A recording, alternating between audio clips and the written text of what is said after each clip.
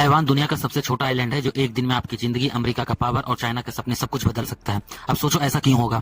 बात शुरू होती है 1949 में, जब एक खूनी सिविल वार खत्म हुई। माओ जेडोंग जीते और जो हारी हुई गवर्नमेंट थी चियांग काई शेक के, वो अपनी पूरी फौज को लेकर एक छोटे से आइलैंड पे चली गई जिसका नाम था ताइवान, जिसे फॉर्मोसा के नाम से भी जाना जाता है। तब से लेकर आज तक बीजिंग कहता है ताइवान हमारा है, लेकिन ताइवान कहता है हम चाइना से अलग हैं।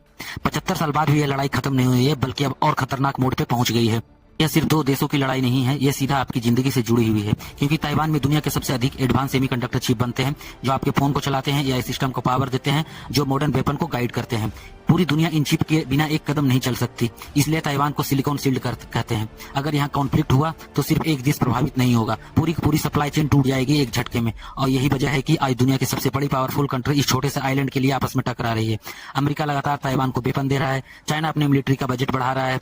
हर साल लगातार इस मिलिट्री का बजट बढ़कर $350 बिलियन हो गया है। इंडो पैसिफिक में लगातार वारशिप की तादाद बढ़ रही है, लगातार यहाँ पे एक्सरसाइजें हो रहे हैं। और इंडिया भी इससे अलग नहीं है। हमारे ट्रेड रूट्स और सेमीकंडक्टर इंपोर्ट्स डायरेक्टली इस रीजन से जुड़े हुए हैं। सब कुछ एक बड़े तूफान की तरफ धीरे धीरे बिल्ड हो रहा है।